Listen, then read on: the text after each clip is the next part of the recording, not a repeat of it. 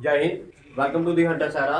तो बात करेंगे एक नए करंट अफेयर के टॉपिक की, that is women reservation bill 2023। ये लेटेस्ट बिल आया है हमारे, ठीक है, इंडियन कॉन्स्टिट्यूशन में, जो कि किसके साथ डील कर रहा है? वुमेन की रिजर्वेशन के बारे में डील कर रहा है। आइए कुछ इंपॉर्टेंट पॉइंट्स पढ़ते हैं इसके बारे में। तो सबसे पहले आपको पता होना चाहिए कि ये वुमेन रिजर्वेशन बिल है, इसका जो सही नाम दिया गया है, उसका नाम क्या है?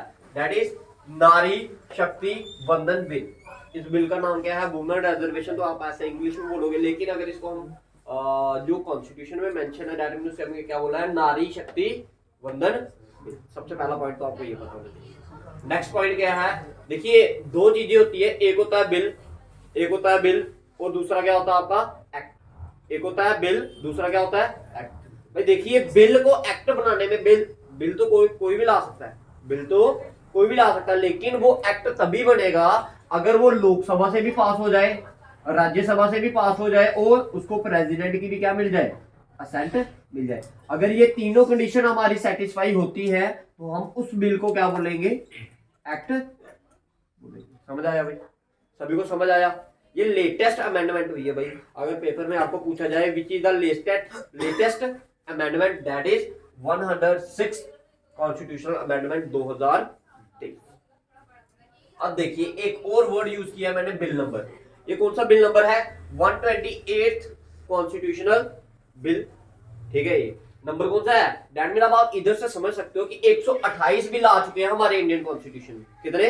128। लेकिन पास कितने हुए हैं? सिर्फ 100, बाकी वाले नहीं हुए। क्लियर है? समझ आ गया सभी को? ये 3 पॉइंट आपको क्लियर है, first, second and third. Clear है?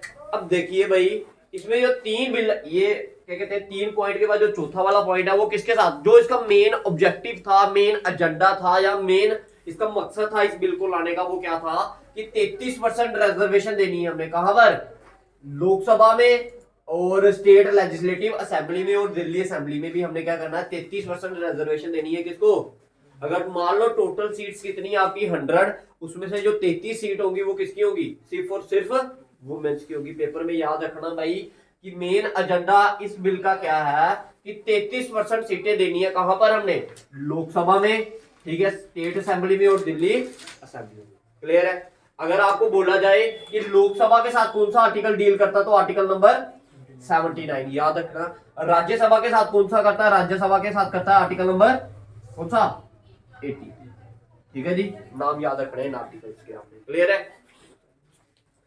अब बात करें कि ये जो बिल है ये कितनी देर वैलिड रहेगा, कितनी देर इसका टेन्यूर है? तो 15 साल।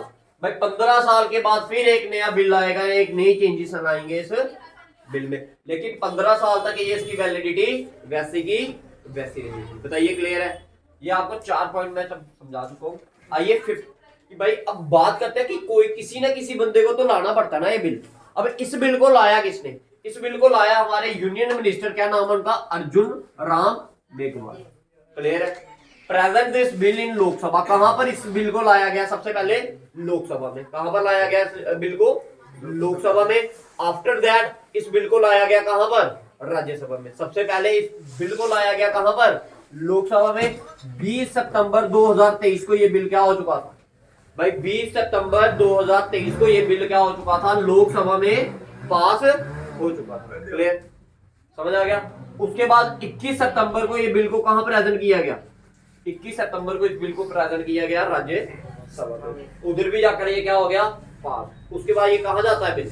आपको पता है, जहां तो लोकसभा में भेजो, जहां तो कहां भेजो? राज्यसभा। पहले आपने लोकसभा में भेजा, उसके बाद राज्यसभा। आफ्टर दैट ये बिल कहां चला गया आपका?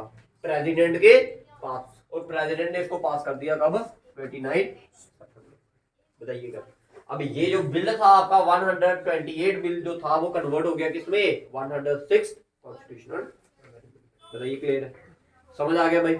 अब देखिए, इसमें कुछ हमारे 3 आर्टिकल ऐड किए गए हैं। हाँ, एक पॉइंट और याद रखना है, जो अभी 2024 की इलेक्शन हो रही है ना भाई, 2024 में जो इलेक्शन हो रही है उसमें ये वैलिड, ये जो बिल है ये क्या नहीं रहेगा, इसका कोई मैटर नहीं है भाई, वैलिड नहीं है। आफ्टर भाई जब नया सेंसस आएगा, जब न्यू क्या आएगा? सेंसस आएगा, उसके बाद जब डिलिमिटेशन होगी, उसके बाद ये जो बिल है वो क्या होगा? ठीक है, वैलिड होगा भाई। अभी 2024 वाली इलेक्शन में इसका कोई मायने नहीं रखता, लेकिन हाँ जो आगे आने वाली इलेक्शन होंगी उसमें ये क्या होगा, वैलिड हो जाएगा। अब जो इलेक्शन होगी उसमें ये जरूरी नहीं है कि 33% आपकी क्या हो। क्लियर है, तो सभी को क्लियर है तक? ठीक है, याद रखना 2024 वाली इलेक्शन पे लिए ये बिल नहीं है। इसके बाद जो इलेक्शन आएंगी आफ्टर डिलिमिटेशन, ठीक है, तो उसमें ये चेंजेस लाए जाएंगे। क्लियर। अब कुछ 3 आर्टिकल ऐड किए गए हैं। पहला वाला आर्टिकल जो है वो क्या है, 330 ए। 330 ए पेपर में पूछा जाएगा कि इस आर्टिकल के अनुसार 33% रिजर्वेशन किसको दी गई, वुमेन्स को दी गई। तो वो कौन सा आर्टिकल है आपका, 330 ए।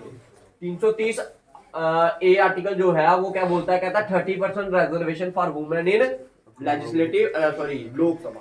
क्लियर है, लोकसभा में जो 33% सीटें है ना भाई, वो किसके कारण है, इस बिल के कारण है। क्लियर है। नेक्स्ट क्या है, 332 ए, आर्टिकल नंबर 332 ए। इसमें बोला गया है राज्यसभा की रिजर्वेशन के बारे में बोला गया है। किसकी रिजर्वेशन के बारे में बोला गया है, राज्यसभा की रिजर्वेशन के बारे में बोला गया। आपको बोला गया है इसमें भी कि क्या 33% रिजर्वेशन किसको जाएगी, इसमें भी वुमेन्स को। नेक्स्ट इज 334 ए, 334 ए। ठीक है, इसमें क्या बोला है कि जो रिजर्वेशन है come into effect after delimitation. Delimitation में क्या होता है कि काउंटिंग करते हैं पॉपुलेशन की, कि उसमें वुमेन्स की पॉपुलेशन कितनी है। जैसे अभी जम्मू एंड कश्मीर में क्या हुआ, डिलिमिटेशन के बाद जम्मू की सीट क्या कर गई थी, एक बढ़ गई है ना भाई। तो ठीक है, उसी तरह भाई 334 आर्टिकल जो है 334 से उसमें बोला गया कि जो ये रिजर्वेशन आएगी, ठीक है, इफेक्ट में, ठीक है, रनिंग में, वो कब आएगी, आफ्टर डिलिमिटेशन। और एक नया क्लॉज आया गया है 239 ए।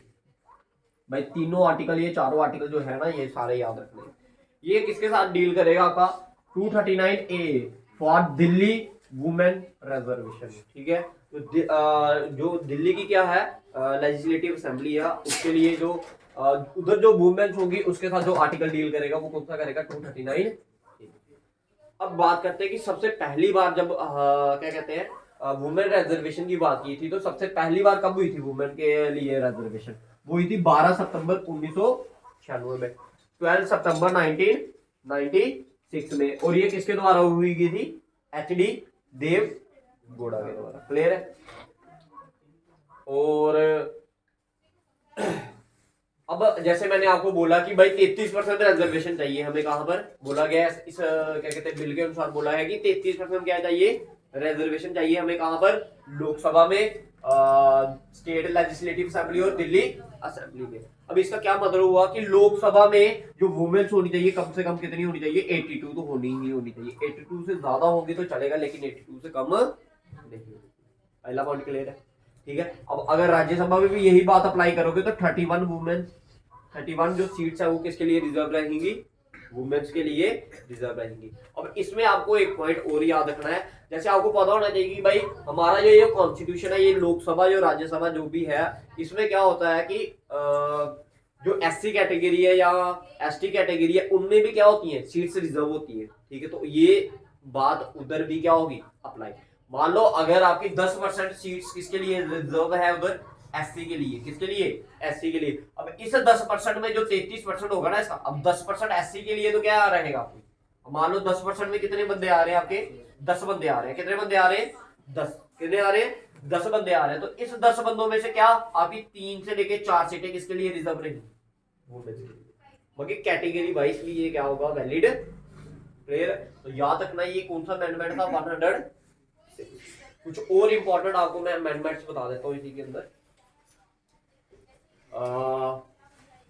Amendment number 101।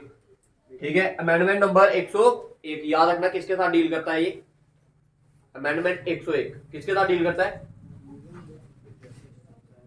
जीएसटी। भाई इंपॉर्टेंट है भाई, ये याद रखनी है अमेंडमेंट सामने। 101 अमेंडमेंट किसके साथ डील करती है भाई, जीएसटी के साथ। ठीक है, 103 किसके साथ करती है भाई,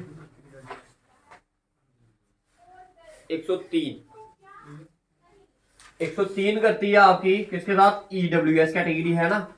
ठीक है, 10% reservation for economically weaker section. Clear है? तो 10% ये जो रिजर्वेशन है ये किसके अनुसार मिली है? 103 कॉन्स्टिट्यूशनल अमेंडमेंट। पेपर में पूछा जाता है कि ईडब्ल्यूएस के साथ कौन सा अमेंडमेंट डील करती है, तो याद रखना कौन सा 103। अब आता है 104। 104 किसके लिए आता है भाई? आपने अक्सर सुना होगा, अगर आपने पार्लियामेंट वगैरह पढ़ा है तो उसमें आपको बोला जाता है लोकसभा में क्या कि 2 सीटें जो रिजर्व होती है किसके लिए? एंग्लो इंडियंस के लिए होती है ना, होती है ना। अब वो जो 2 सीटें वो जो एंग्लो इंडियंस के लिए थी उसको सीज कर दिया गया। क्या कर दिया गया? उसको खत्म कर दिया गया, उसको खत्म कर दिया गया। तो ये किसके साथ हुआ था भाई? 104 कॉन्स्टिट्यूशनल अमेंडमेंट। ठीक है, 104 कॉन्स्टिट्यूशनल अमेंडमेंट जो थी वो उसमें क्या किया गया था? सीज किया गया था। क्या किया गया? सीज किया गया था एंग्लो इंडियंस की सीट्स को। ठीक है, 4 बताई है अमेंडमेंट, ये सारी की सारी याद रखनी है यहाँ पे। ठीक है, और 105 में क्या है जो इससे पहली हुई है, क्योंकि जो एग्जामिनर होगा वो जरूरी नहीं कि आपको वही पूछे, आप उसको पता है कि बच्चे सारे पढ़ के आएंगे किसके लिए? वुमेन रिजर्वेशन के लिए। इसको पता होगा कि 106 कॉन्स्टिट्यूशनल अमेंडमेंट हुई है। अब क्या करेगा वो? इससे पहले वाली जानने की कोशिश करेगा कि बच्चे को क्या 105 नहीं पता है। अब याद रखना 105 क्या है?